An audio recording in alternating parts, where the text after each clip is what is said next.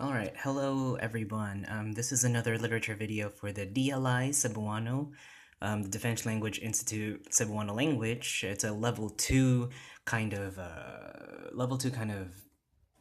excerpt or level 2 language level, I guess you can say.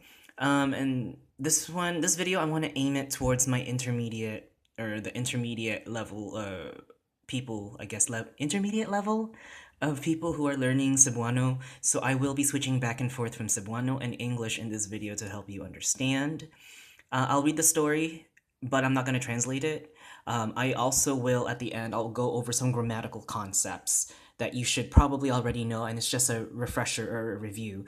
And the reason why I had those Let's Learn Cebuano Visayan series is for language, or not language, for grammar building. I focused it on how the Cebuano language works. So the history of the language, how the language evolves, sometimes how the language works, and that includes grammar and other aspects of it, right? Versus the Let's Read Cebuano Literature series, which is more, it's geared more to help you with your understanding, your comprehension, reading, and listening, okay?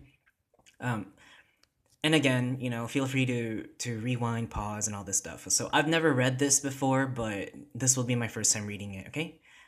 Um, Karon na ang sitwasyon nato mao na kini usa ka mubong pakigpulong o diskurso. Adunay tay duha ka pulong para sa speech sa in English. So we have two words for speech in English. We have pakigpulong and diskurso. Actually, pulong is the word here. Pulong means like word. Yeah, you're like words, right? And that's how we get pinolongan, which means language, right? Because you were wording or have been wording, right? And discurso is the Spanish derived, but I will talk about that towards the end again, right? So here is the story. Usa ka mubong pakigpulong o pwede po diskurso. Ang among lungsod gihimo na nga siyudad. Kung mahimo ng siyudad ang imong lungsod, ang mga sweldo sa mga tawo nga gadala sa lungsod mudako na pud. Pareha sa sweldo sa mga politiko sa siyudad. Unya daghan pang moabot nga mutukod og dagkong mga tindahan. Dinha moabot ang laing-laing mga gipang palit nga mga butang nga ibaligya pud nila sa among bag-ong siyudad. Naay mga tawo nga wala kailhi nga mupuyo sa among bag-ong lugar nga kitawag na karon og siyudad. Tungod ining mga rason, makita nimo ang dagkong pag-usob sa among lugar nga gipuy-an. So, sorry for the little hiccups there. This is the first time I'm reading this. I haven't read this before, but hopefully, again, like a video, you can pause, rewind, right? So let's get right to some of the grammar discussion here, right? The vocabulary, I might go for some of it. You have your sources, etc., right? You are an intermediate learner, so I am expecting you to already understand, like, on the get-go, you should already be hitting the ground running, not an absolute beginner. Okay, so as mentioned before, mubo is that adjective, right? With the nga ligature that connects pakigpulong. Okay, pakigpulong o pwede po gamiton diskurso. You can also use diskurso. And diskurso is from the Spanish meaning speech. Pakigpulong also means speech, right? There's nothing really on this first sentence that I want to talk about. However, because it is a speech and it's somebody's speech, there's this ga, right? That gadala, okay? Ga, I briefly mentioned it. It's from the nag family, right? That nag, nagaga, they all mean the same thing. However, since it's a speech, probably someone was giving something informally or on the spot, ad lib, right? They use that ga, and ga is very colloquial, right? It's something you just use out in the streets. It's kind of like in English, you would never use something very colloquial in a speech, but out in public, probably. Why not? Just to relate to the population, okay? And the population's idiolects and dialects, okay? What else here do I want to talk about? Here's another one here. In this sentence, Daghan pang moabot nga mutukod og dagkong mga tindahan. Here we have that adjective, dako, right?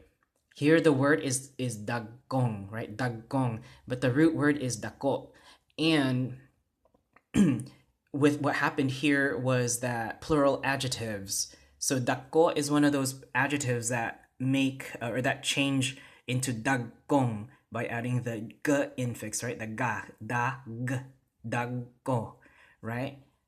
And since there is a nga ligature here, we are showing relation with this adjective to the noun. And what is the noun? Tindahan, right?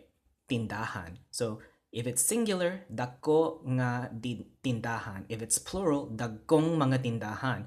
And you have to have that mga there because dako was plural. Mga shows it's plural. Plural what? Plural noun. So we have plural adjective that links itself to the plural noun.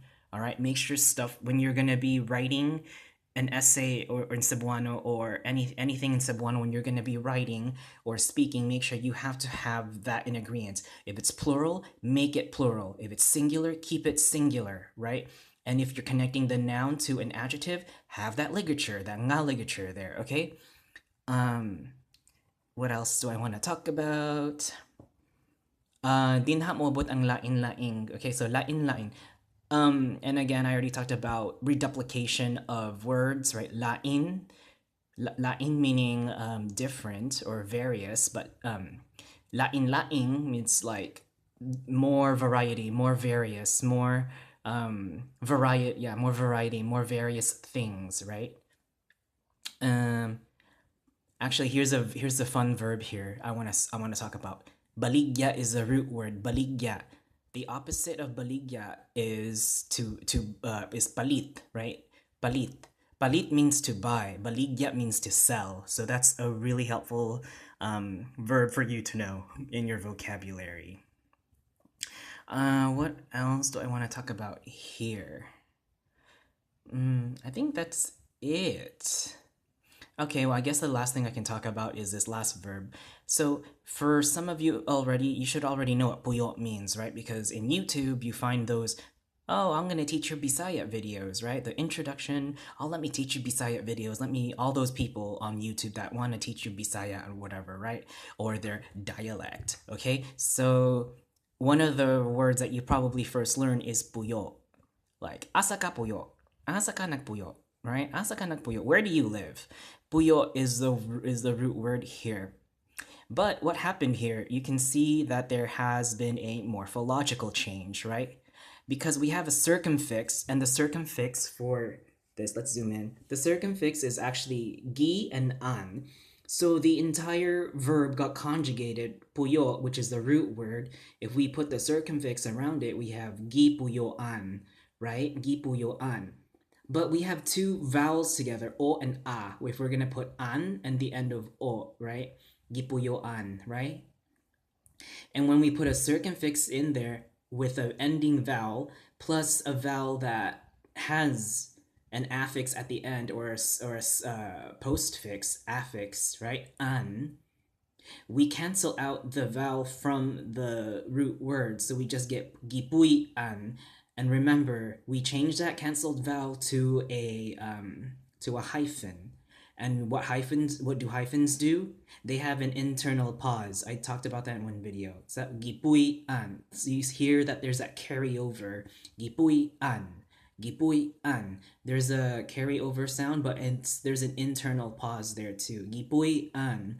Okay? It's kind of like another one here that I saw in this video.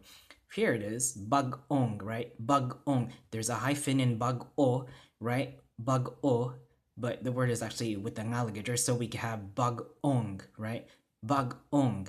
Gipuy-an. There's that internal pause that you see. So every time you see that hyphen, you have to make sure you have that internal pause in pronunciation.